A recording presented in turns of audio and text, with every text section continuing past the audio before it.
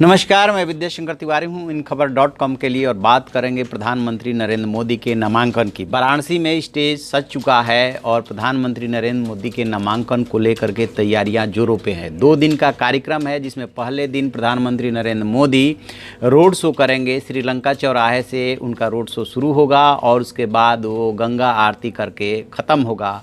उसी दिन शाम को एक होटल में वो वहाँ के प्रमुख कार्यकर्ताओं और प्रमुख लोगों को के साथ एक भोज में शामिल होंगे। वहाँ पे अपनी रणनीति बनाएंगे और दूसरे दिन जो है यानी कि 26 अप्रैल को नामांकन करेंगे। इससे पहले 25 अप्रैल को पूरे बनारस को मिनी इंडिया बनाने की तैयारी की गई है। हर प्रांत का कोई ना कोई प्रतिनिधित्व होगा।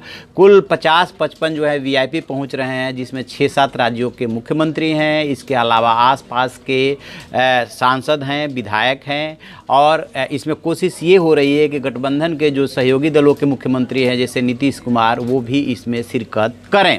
तैयारी बहुत ज़बरदस्त है। 5 लाख की भीड़ जुट रही है और अलग अलग प्रदेशों की झांकी और छटा वहाँ पे दिखाई देगी।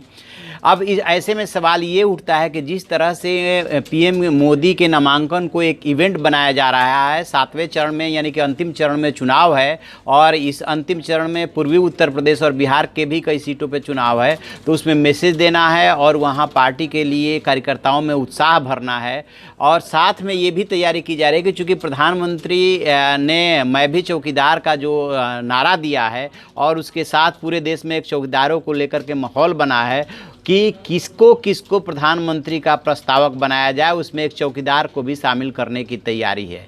इसके अलावा यानी वो भाग्यशाली चौकीदार कौन होगा अभी ये क्लियर नहीं हुआ है, लेकिन इसके अलावा जो और लोग हैं जिनका नाम आ रहा है कि वो प्रस्तावक बन सकते हैं, उसमें से हैं नासिर अब्बास, जो कि भारत रत्न बिस्मिल्लाह खान के जो है वो पोते हैं। 2014 में उनको बीजेपी के तरफ से ऑफ़र किया गया था कि वो बीजेपी के पीएम मोदी के प्रस्तावक बने, लेकिन उन्होंने ऐसा करने से इनकार कर दिया था और अब उन्होंने पीएम मोदी को चिट्ठी लिखा है कि इस बार वो बनना चाहते हैं, पिछली गलती को सुधारना चाहते हैं। और साथ में ये भी मीडिया से बातचीत में उन्होंने बोला है कि पिछली बार कांग्रेस ने उन्हें बरगला दिया था, इसलिए वो नहीं बन पाए थे।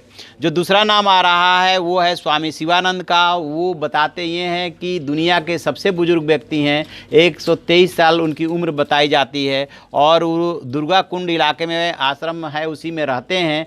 पहली बार उन्होंने 2017 में वोटिंग किया था प्रधानमंत्री नरेंद्र मोदी से प्रभावित होकर के, और अब वो कहते हैं कि मोदी के वो प्रस्तावक बनेंगे। इसके लिए जो उनका कार्यक्रम था कोलकाता का, उसको उन्होंने स्थगित कर दिया है और बीजेपी के जो स्थानीय पदाधिकारी हैं उनके माध्यम से उन्होंने अपना संदेश भेजा है पीएम को।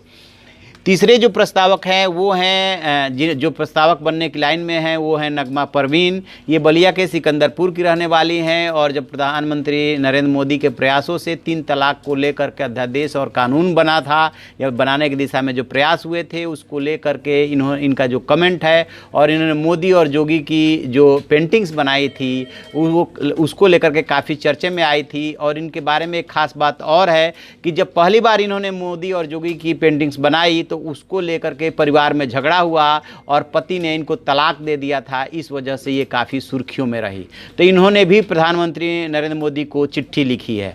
अब उसमें एक और नाम आ रहा है चौकीदार के अलावा, वो डोम राजा का आ रहा है कि क्या किसी डोम राजा को भी बनाया जाए ताकि जो है पूरे समाज में और पूरे क्षेत्र में संदेश जा सके कि अलग अलग वर्गों के लोग इसमें शामिल हो।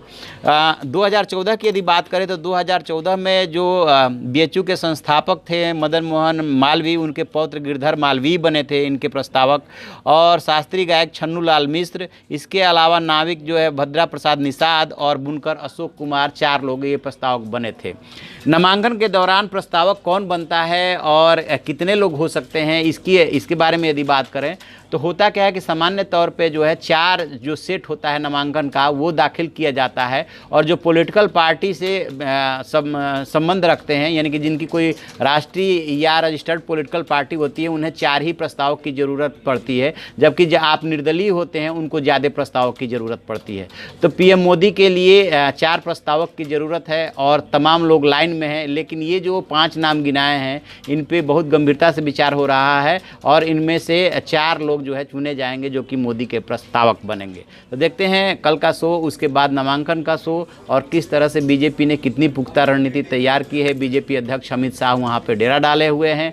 आगे जो भी इसमें और अपडेट होगा हम आपको अपडेट कराते रहेंगे। आप ऐसी खबरों के लिए देखते रहिए हमारा डिजिटल चैनल इन खबर। Thank you.